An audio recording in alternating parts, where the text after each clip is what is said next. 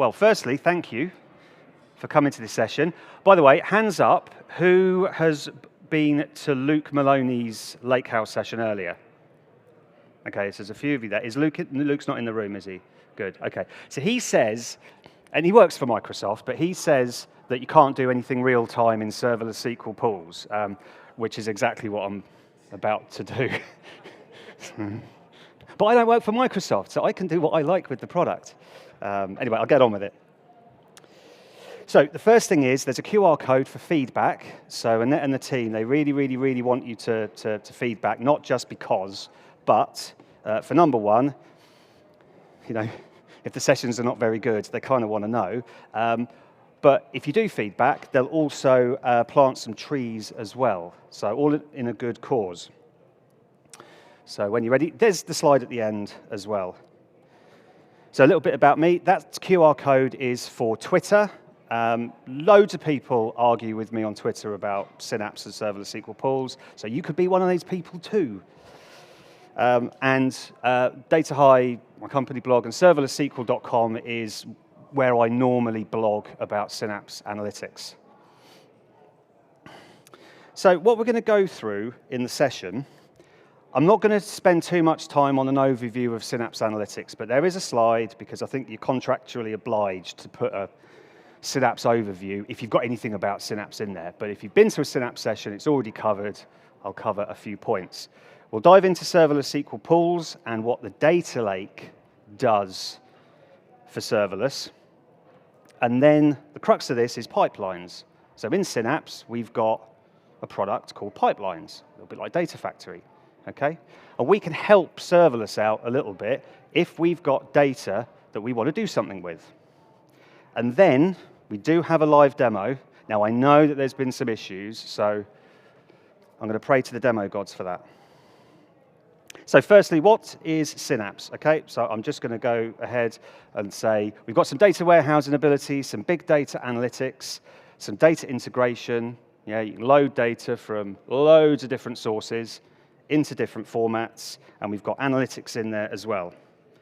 So in terms of the pools, we've got dedicated.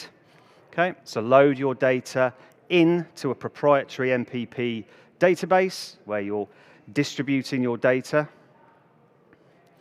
Column store indexing as standard within that service. Serverless SQL, which is for querying data external. So there's no data within Serverless SQL itself. Spark, put those on there. Yeah, bring your data engineering workloads to Spark, run Python, Scala, etc.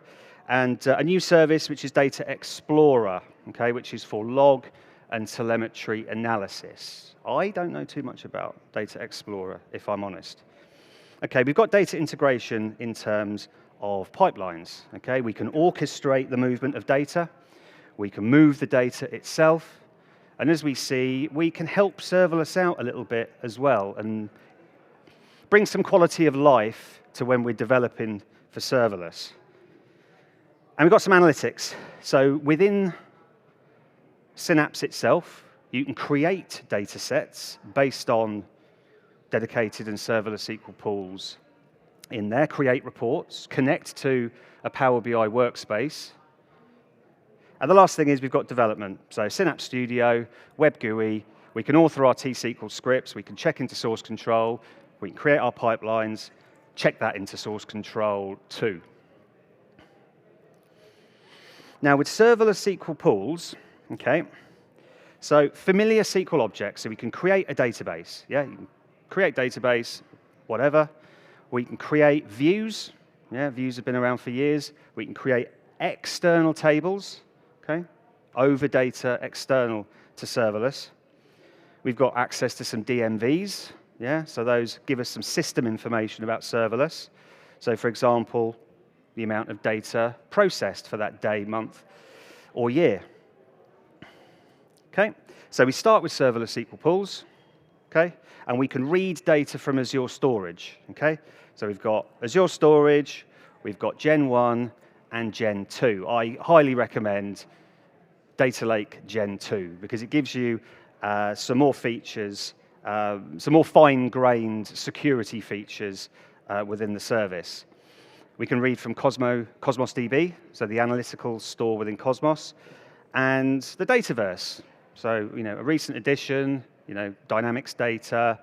So serverless is going to be able to query the data that's being exposed in the Dataverse.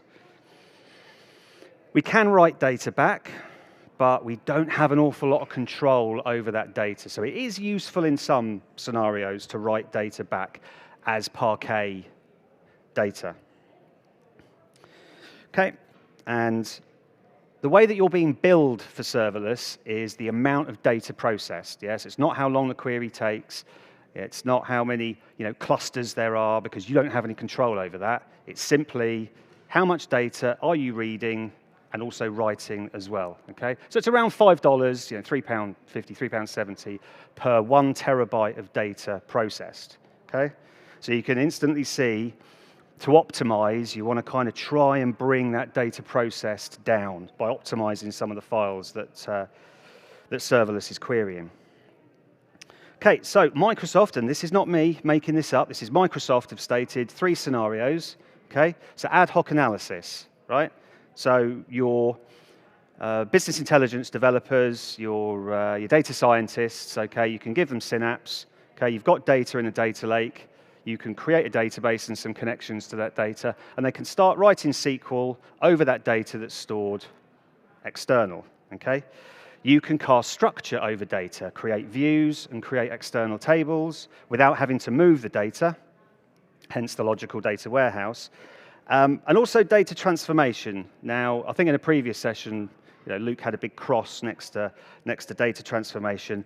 Light touch, right? So if you've got Power BI, if you've got another SQL client that wants to do some transformation of data stored externally, then yeah, serverless can do that processing for Power BI. I mean, you can do a lot of processing within Power BI, but sometimes, offload it to an engine that's got a lot more grunt, and then return that result set to the client.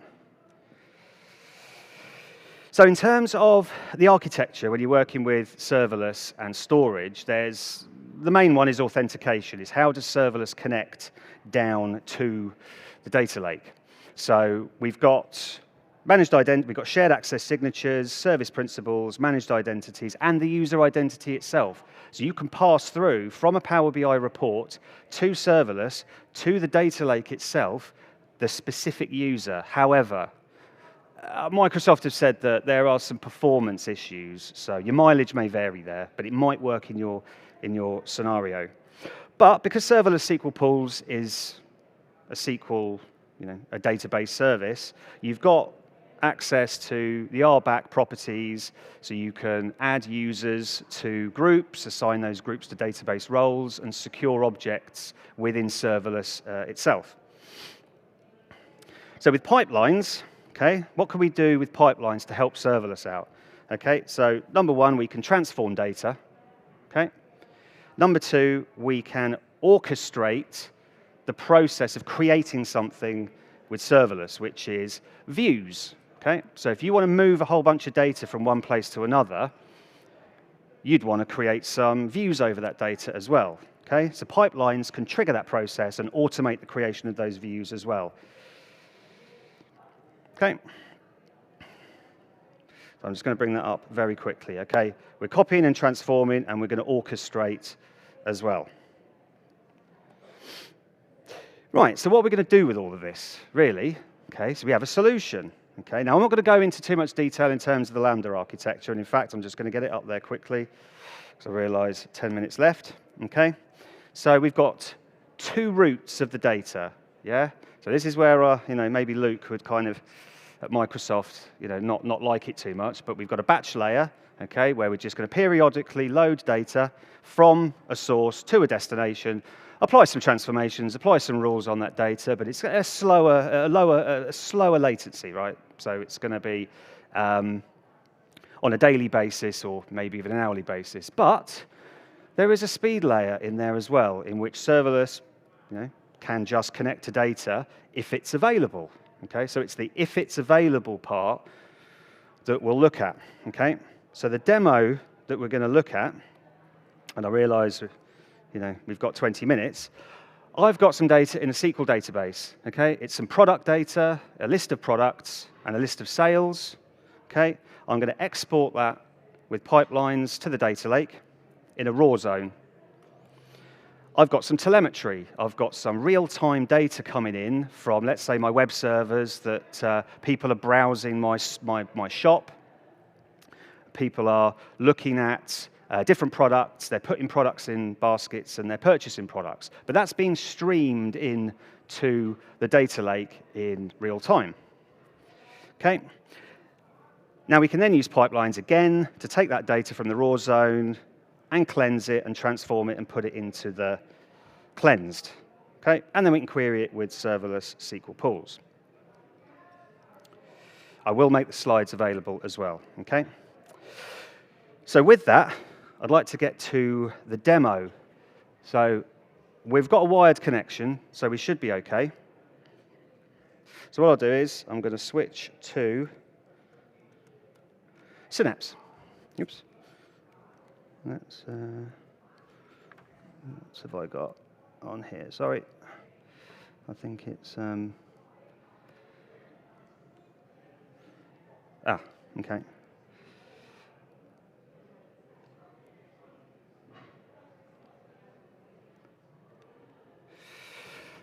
Can we all see that? Shall I zoom it in a bit? Okay, is that a bit better? Okay, Synapse Studio, right? So we've got a raw folder, okay?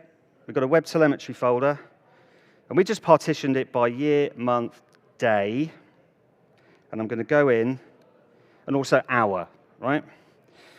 So I'm going to go in, and I'm just going to trigger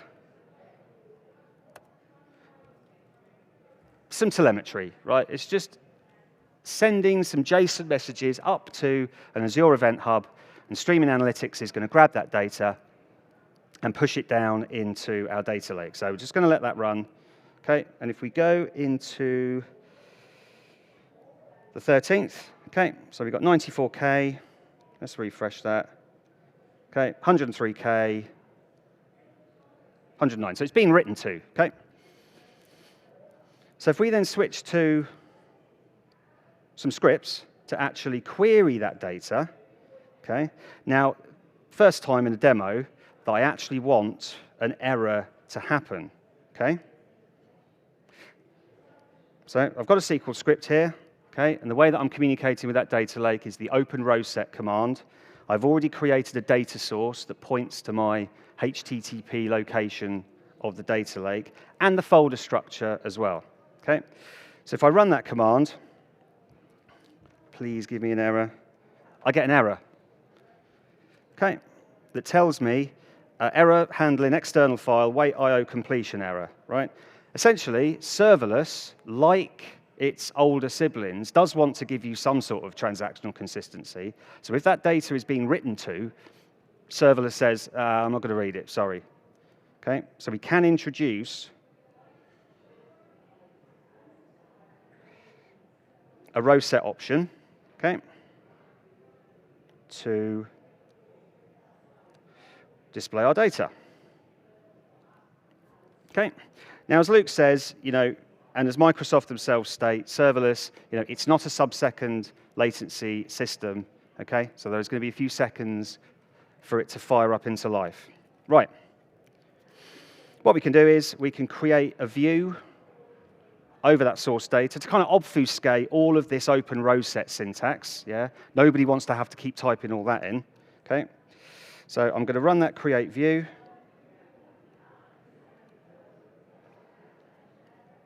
which is already in the database, and we'll select from that view. Okay, we've got some data. Right, so if you go into pipelines. So the one thing I want to do is go into data, have a look at my workspace SQL database, have a look at the views, okay? And I've got a whole bunch of views in there, cleansed and generated. Okay, so actually, I want to go in and delete these views, okay?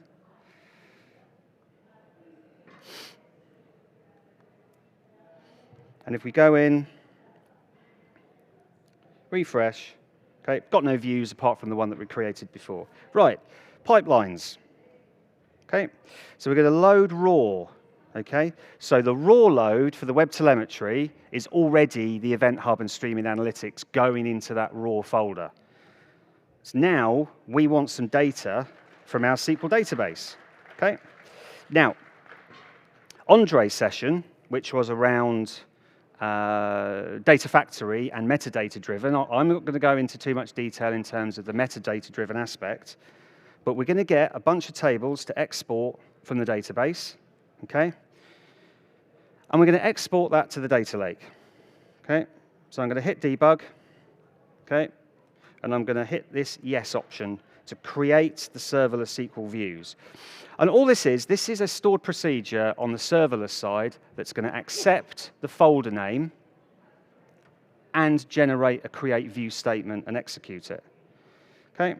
So while that pipeline is running, okay, we go into the raw folder.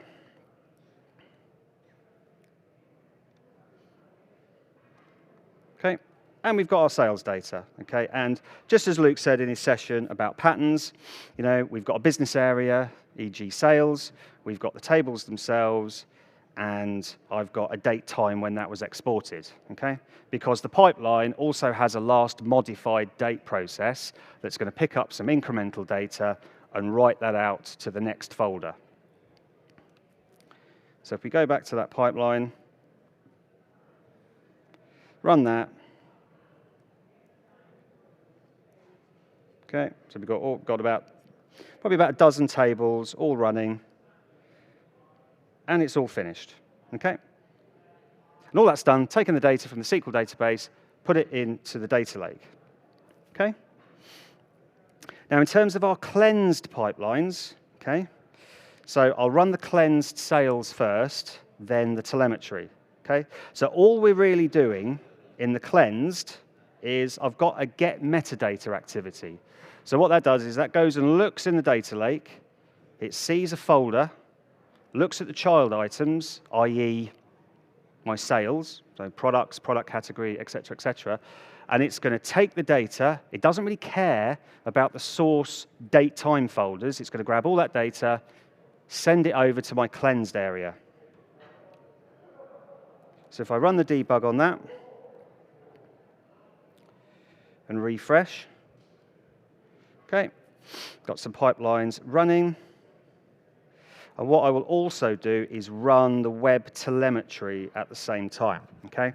So what the web telemetry process is doing, okay, it's going to delete the existing partition, the dated folder in my destination data lake folder, and it's going to go and grab the date folder from my source, and it's going to collapse up all those hour folders, because I don't want my hour folders in my batch process, okay? Because I've got all those CSV files, loads and loads and loads of CSV files being generated in those folders.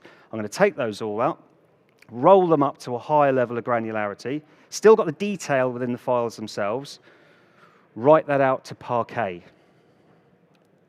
Okay? So if I debug, okay, pass in my folder,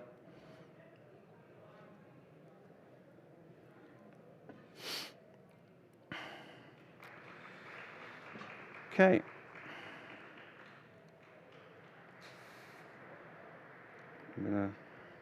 Okay, so it's going to be going over, exporting that data, and that is time. Okay, so the last thing I'll do is once we've finished running this, is run 2 queries to compare the performance difference between my raw data and my transform data. Okay, so I just want to get that to finish running, which will be a few seconds. Hitting refresh does make the pipelines run faster, apparently. Yeah, so no one already heard that before. Okay, here we go. I think we'll be able to just be able to query while it's doing that. Okay, so if we have a look, okay, I'm going to select the data from the raw folder. Okay, so this is CSV data in the year, month, day, hour. Okay, 4 seconds, 60 meg. We'll run the Parquet. This is the last query that I will run.